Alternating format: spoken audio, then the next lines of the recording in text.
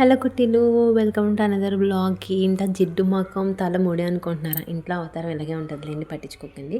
So, బేసిక్‌గా ఇవాళ matter ఏంటంటే చేపల పులుసు చేద్దాం బెండకాయలేసి. మా అమ్మ కొత్త పాత్ర కూడా తీసింది దీని గురించి. ఫస్ట్ చింతపండు నానబెట్టుకొని ఉప్పు, పసుపు వేసి ముక్కలు కడిగి పెట్టుకోండి. మసాలా కోసం ధనియాలు, జీలకర్ర, అల్లం, వెల్లుల్లి ఉంటే గసగసాలు, ఆనియన్స్ అన్నీ వేసేసి మిక్సీ పట్టేయండి మెత్తగా. చేపల పులుసులోకి పచ్చిమిరపకాయలు ఇలా కట్ చేసుకుంటేనే బాగుంటాయి. ఇప్పుడు తీసుకున్న కడాయిలో పచ్చిమిరపకాయలు, కరివేపాకు అండ్ పసుపు వేసి బాగా వేగనివ్వండి. అవి వేగాక మనం మెత్తగా చేసుకున్న పేస్ట్ కూడా వేసేసి దాన్ని కూడా పచ్చి వాసన పోయేంత వరకు వేగనివ్వండి. సిమ్లో పెట్టి హైలో పెట్టుకోకండి. కంగారేం లేదు కదా, చేపల పులుసు స్లోగానే ఉడికితేనే బాగుంటుంది.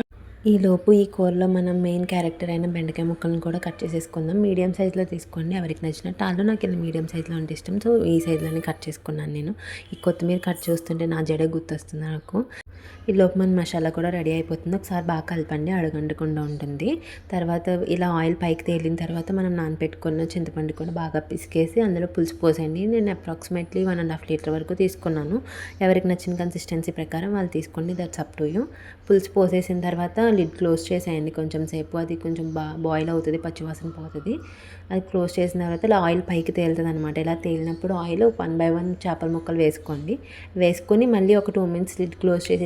చేపల పులుసుకి ఏంటంటే మన అత్తమాటలు గరిటె పెట్టి తిప్పేయకూడదు, ఆ ముక్కలన్నీ విడిపోతాయి అనమాట. వన్స్ మన ముక్కలు వేసేసిన తర్వాత చేతితో పట్టుకునే తిప్పండి ఆ కడాయిని.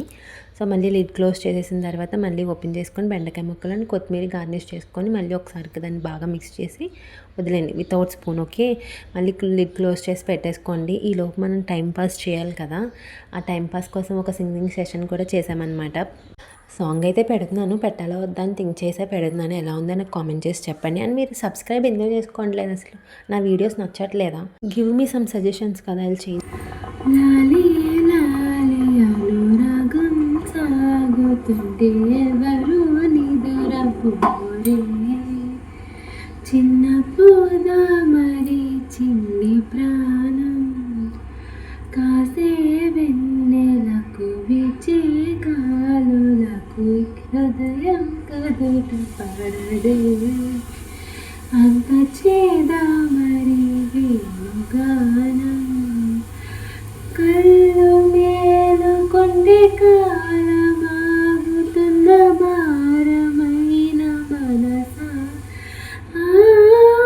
పగటి బాధలన్నీ మరచిపోవటకు ఉంది కాదై ఏకాంత వేళ, లాలి లాలి అనురాగం సాగుతూ ఎవరు నిదురపోరే, చిన్న పోదా మరి చిన్ని ప్రాణం. చేపల పులుసు అయితే రెడీ అయిపోయింది. సబ్స్క్రైబ్ చేసుకోండి, వెళ్ళకండి.